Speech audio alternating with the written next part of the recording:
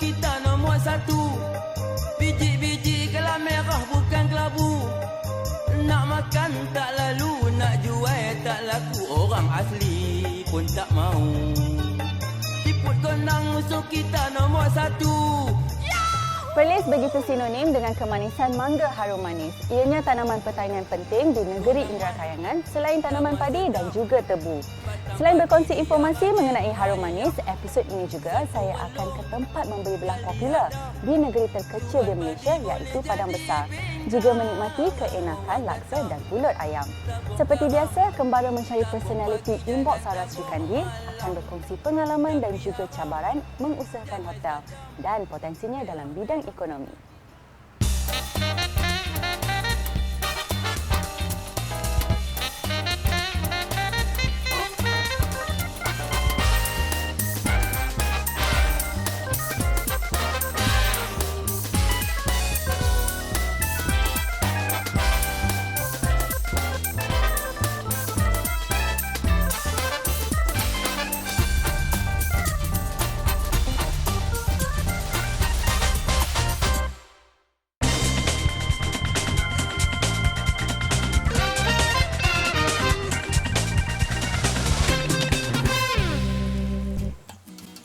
Assalamualaikum, saya kini berada di Ladang Harum Manis di Sungai Batu Pahat, antara lokasi popular pelancong yang bercuti ke Perlis. Di sinilah anda berpeluang menikmati keenakan mangga harum manis atau cultivar mempelam. Mangga ini digelar harum manis kerana ia mengeluarkan aroma yang sungguh wangi dan rasanya yang manis. Harum manis juga sangat popular dimakan begitu saja atau diproses menjadi jus atau jam bagi masyarakat tempatan. Kawasan pertanian di Bukit Bintang, Sungai Batu Pahat merupakan kawasan pengeluar utama mempelam jenis ini di Malaysia.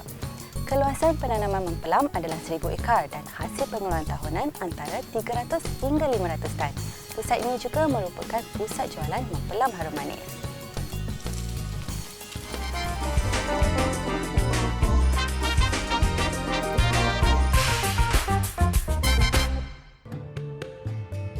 Musim mempelam harum manis adalah pada April hingga Mei pada setiap tahun. Musim menuainya hanyalah sebulan hingga sebulan setengah. Buahnya mesti dipetik ketika cukup matang agar tempoh peraman adalah singkat. Buah yang diperam akan lebih manis dan harum berbanding dibiarkan masak di pokok. Kini dengan teknologi serta penyelidikan yang telah dijalankan oleh Universiti Malaysia Perlis, mempelam harum manis mampu mengeluarkan buah sepanjang tahun dengan menggunakan kaedah penanaman di dalam rumah hijau. Harum manis kini bukan sahaja untuk pasaran tempatan. Pasarannya telah melangkaui sempadan antarabangsa. Kalau diukur secara saintifiknya, harum manis dia punya indeks kemanisan untuk harum manis dalam lingkungan 13 hingga 15. Indeks untuk Brix, iaitu semua jenis buah-buahan diukur dengan indeks Brix meter. Jadi untuk pengetahuan semua, harum manis ni hanya boleh dikeluarkan di negeri Perlis dengan banyaknya, iaitu setahun sekali, mengikut kepada klimaks ataupun cuaca yang berada di negeri Perlis, di mana dia memerlukan musim kemarau yang panjang yang tidak ada hujan, iaitu seminimal mungkin 2 bulan.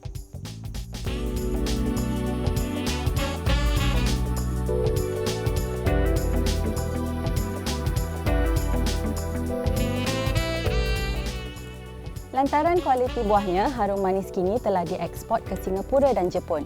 Dan yang terkini, ia telah berjaya diterima peminat mangga di Hong Kong. Saban tahun penyelidikan sentiasa dilakukan untuk memastikan kualiti harum manis ditingkatkan. Kini selain dapat dinikmati sepanjang tahun, harum manis yang ditanam di Perlis juga tiada tolok bandingannya dari segi kualiti dan rasa. Tidak hairanlah harum manis menjadi identiti Perlis dan antara produk utama pertanian yang menjadi sumber pendapatan ekspor. Galakkan kerajaan negeri dengan menyediakan berbagai dana dan juga informasi berkaitan tanaman ini telah merintis lebih ramai lagi generasi muda terbabit secara langsung dalam sektor peladangan. Tambahan lagi, pasarannya yang semakin meluas dan permintaan yang semakin meningkat hinggakan tumpuan jualannya kini hanyalah di luar negara. Selain buah harum manis, tuan-tuan juga boleh mendapatkan produk-produk lain seperti jus harum manis, puri harum manis dan juga yang sekarang ni popular, tuan-tuan kena datang ke Negeri Perlis iaitu pulut harum manis. Yang mana istimewanya di Negeri Perlis ni, kalau tuan-tuan datang ke Negeri Perlis, tuan-tuan akan dihidangkan dengan pulut harum manis. Jadi berbeza daripada negeri-negeri lain. Baiklah, kita tinggalkan dulu cerita harum manis. Liana ke satu lagi destinasi yang menjadi kemestian di Indera Kayangan. Tiba masanya untuk saya ke tempat yang menjadi kegilaan wanita untuk membeli belah di Perlis, iaitu Padang Besar. Apa istimewanya Padang Besar? Kalau nak tahu, kenalah ke sana. Padang Besar adalah sempadan Perlis dan selatan Tai. Menaiki kenderaan, ia memakan masa 45 minit perjalanan. Di sini semuanya ada, barangan kelengkapan rumah, pakaian, kasut dan bermacam lagi. Ia ibarat bazar membeli belah bagi mereka yang bercuti ke utara Semenanjung. Padang Besar juga popular di kalangan pelancong asing kerana terdapat ratusan bazar di kedua-dua sempadan Malaysia dan Thailand.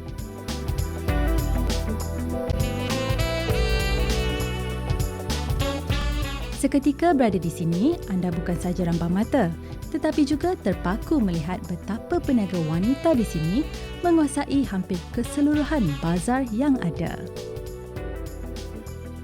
Adik manis berapa selai ini? RM8. RM8. Murah.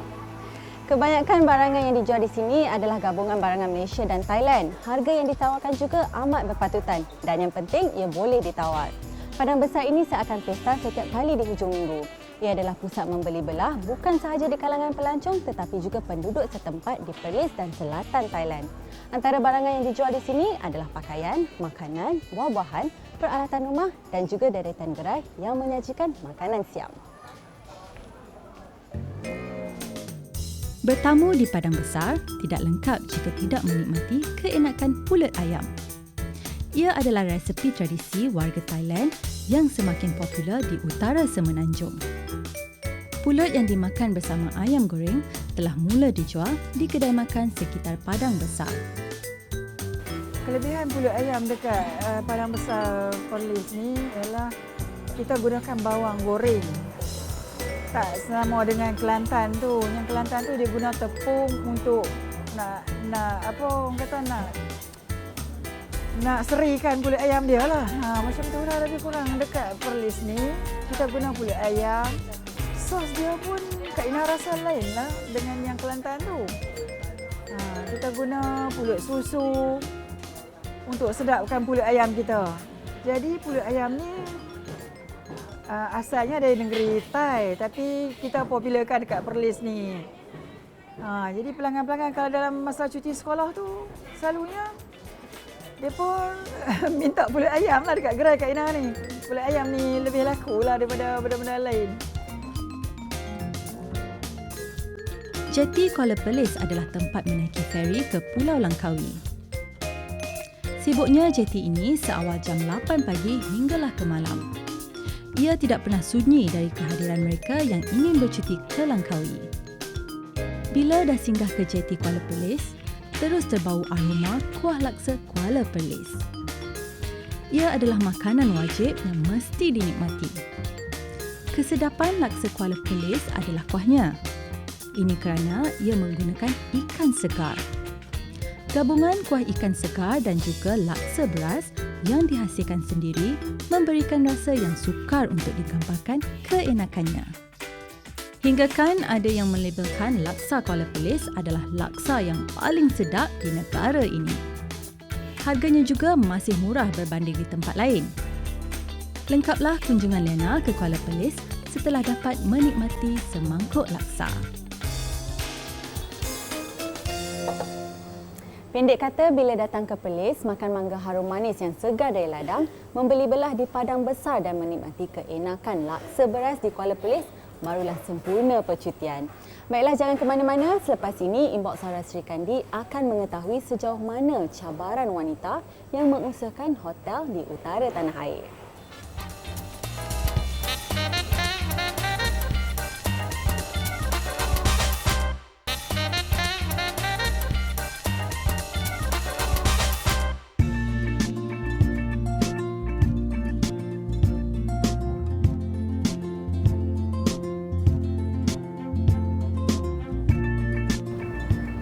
Datuk Zahria Abdul Kadir tidak pernah mengizinkan satu hari nanti dia akan mengusahakan sebuah hotel.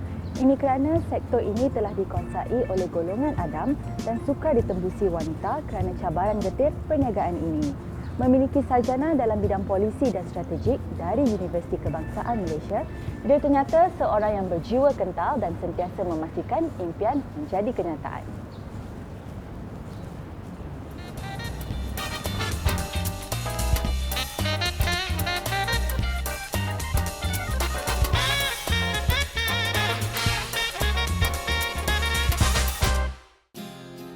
Kekentalan jiwa dimiliki hasil daripada dibesarkan tanpa kasih sayang seorang bapa sejak berusia 2 tahun. Kemiskinan hidup melihat kepayahan ibu membesarkan dia sekeluarga dengan hanya menoreh getah, Zahriah tidak mahu dia dan keluarga terus dibelenggu kemiskinan. Ini kerana kemiskinan pernah memaksanya menangguhkan persekolahan. Apapun yang dilaluinya, niat untuk memiliki segulung ijazah tidak pernah padam. Dia nekat untuk menyambung pelajaran satu hari nanti kerana hanya pelajaran yang dapat mengubah kehidupan masa depan. Saya ni bukanlah lahir daripada keluarga yang datang sebagai ahli perniagaan, tetapi walaupun di usia 50-an saya menjadi usahawan, yang pada saya kekuatan spiritual kita tu banyak membantu juga untuk diseimbangkan dengan strategi-strategi bisnes kita. Setelah mendirikan rumah tangga dan mempunyai 4 anak, barulah dia berkesempatan untuk meneruskan pelajaran. Baginya dia masih belum terlewat. Apa yang penting adalah usaha dan kegigihan. Tatkala menjalani rutin sebagai seorang pelajar, suri rumah dan ibu, cabarannya memang hebat. Dia perlu seimbangkan antara pelajaran dan keluarga. Pada Zahriah, inilah pengorbanan yang perlu dilakukan. Dia perlu bekerja keras dan tiada masa untuk bersantai ketika itu. Dia mesti membuktikan kepada suami, anak-anak dan juga dirinya sendiri yang dia mampu mengukir kejayaan. Itulah hadiah atas kepercayaan suami mengizinkannya untuk menyambung pelajaran yang tertangguh. Sebenarnya sebelum saya menjadi usahawan atau franchisee Hotel Malaysia Kanga ni, saya telah berkhidmat di rangkaian Hotel Malaysia, iaitu iaitu syarikat kerajaan yang mengendalikan 21 hotel di Malaysia, iaitu seketika itu saya ada sebagai franchisor dan jawatan terakhir saya ketika itu adalah sebagai managing director atau pengurusan Hotel Malaysia, dan hampir 11 tahun saya di sana. Ketika itu kita hanya terlibat dalam merangka polisi dan dasar lah untuk Malaysia ni, dan kita menyediakan manual operasi, banyak dari segi teori lah. Lepas tu bila saya dah habis kontrak di rangkaian Hotel Malaysia, saya memohon lah untuk jadi franchisee. Setelah tamat pengajian, dia bersedia untuk membuka satu lagi lembaran baru dalam kehidupannya. Lengkap memiliki pendidikan dan juga kekuatan mental, dia telah bersedia bergelar wanita berkejaya. Perhotelan memang bidangnya. Banyak berkhidmat di sektor ini, Zahriah mengumpul pengalaman untuk membina empayar hotelnya sendiri. Menurut Zahriah, pengalaman amat penting kerana ia adalah ilmu yang tidak boleh didapati menerusi pembacaan dan pembelajaran. Pengalaman bekerja di berbagai hotel memberi modal permulaan pengetahuan dan pengalaman membuka hotelnya sendiri. Saya memilih bidang ini, saya tidak satu kelainan. Selama ini saya bekerja, sebelum ini saya di sektor kerajaan selama hampir 19 tahun dan sebagai di syarikat kerajaan juga, masih lagi makan gaji 11 tahun. Saya nak melalui satu kerjaya yang baru, mengusahakan syarikat sendiri. Macam mana cabaran, dugaan yang ada. Lepas tu macam katalah bila kita makan gaji, kita dah tahu dah tetap gaji kita setiap bulan berapa. Now kita kadang-kadang fikir, besok apa yang jadi akan datang. Next day macam mana. Kita ada perancangan masa depan, maknanya fokus kita tu ada. Tapi pada saya itu satu cabaran lah. Kita seronok, kita tak tahu apa yang jadi besok. Di awal langkahnya sebagai usahawan perhotelan, tidak ramai bumi putra yang memilih perniagaan ini, apatah lagi wanita. Dia seolah sudah menjangkakan perniagaan ini secara lumrahnya perlu berhadapan dengan berbagai cabaran. Antara cabarannya adalah situasi ekonomi semasa, persaingan dengan hotel lain, pelanggan yang berbagai ragam dan cabaran mengurus pekerja dalam berbagai lapangan. Baginya, alah bisa tegal biasa. Lama-kelamaan cabaran ini ibarat irama dalam kehidupannya. Nasihat suami sentiasa dijadikan azimat. Jika tidak berani bermain ombak, jangan berumah di tepi pantai. Walaupun di Kanga ni mungkin kita tak ada hotel bertaraf 5 bintang, tetapi masih juga ada cabaran hotel-hotel yang lain. Setiap perniagaan ada cabarannya. Pada saya masing-masing ada kekuatan dan kelemahan masing-masing. Cabaran itu adalah satu asam garam. Pada saya cabaran itu satu proses pembelajaran untuk saya. Yang penting kita menjaga kualiti dan produk kita sendiri. Dan satu lagi yang saya selalu pegang, rezeki itu datang daripada Allah. InsyaAllah kalau ada rezeki kita, apapun keadaan dia akan datang kepada kita lah. Melihat kepesatan pembangunan hotel lain, memberi Zahriah perangsang untuk membangunkan infrastruktur hotel miliknya. Suasana penginapan dan persekitaran hotel perlu sentiasa diberi nafas baru agar pengunjung tidak merasa bosan, terutama pengunjung setianya.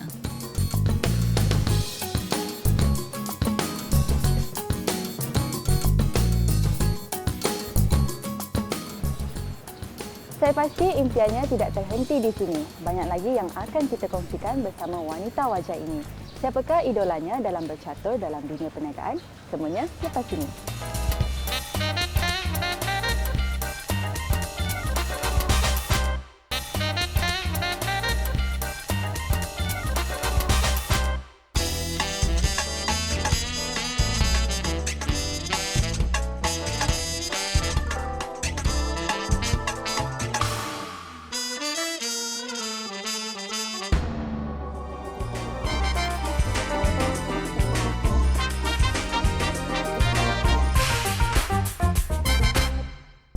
Cita-citanya tidak pernah padam. Dia sentiasa melengkapkan prasarana dan kemudahan yang ditawarkan pelanggan. Padanya walaupun terletak jauh di utara Semenanjung, tetapi dengan pemasaran yang betul dan layanan yang terbaik, pastinya pelanggan akan bertambah saban hari.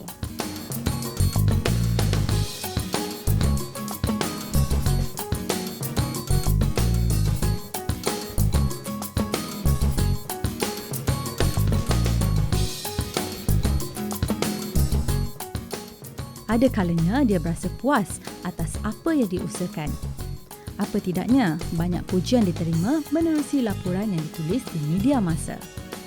Juga berbagai anugerah yang dimenangi dalam berbagai kategori perhotelan peringkat kebangsaan. Padanya dia gembira selain menyediakan penginapan yang selesa kepada pelanggan, tetapi juga membuka peluang pekerjaan kepada penduduk setempat. Juga sesekala kejayaannya dikongsi bersama wanita lain yang juga berminat untuk menceburkan diri dalam bidang perniagaan. Tidak pernah lokek dengan ilmu, dia cukup disenangi bukan sahaja di kalangan pekerja tetapi juga model terbaik buat anak-anak untuk meniti kejayaan di masa depan.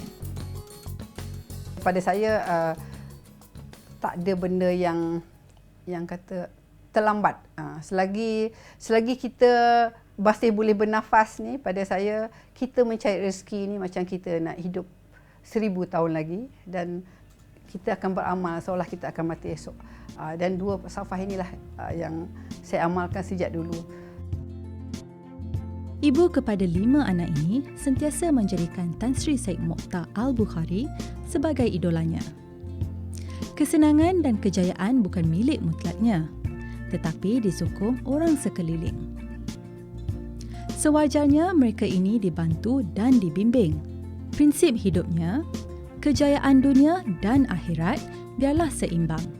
Barulah setiap individu akan menjadi insan sempurna zahir dan batin. Tiada yang mustahil dalam kehidupan jika sentiasa bersikap positif dan ikhlas dalam setiap yang dilaksanakan. Perancangan masa depan saya berhasrat untuk memiliki hotel sendiri yang bermula daripada A sampai Z, dan hotel ini akan diwarisi oleh keturunan saya lah, maknanya akan menjadikan satu kerjaya untuk mereka. Siapa sangka gadis yang dahulunya dibesarkan dalam kebun getah dan mencari rezeki dengan kais pagi makan pagi serta kais petang makan petang, kini mempunyai empayar hotelnya sendiri.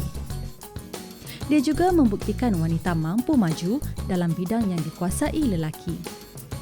Ini mengiakan fakta tiada yang mustahil jika diiringi dengan usaha dan kerja keras.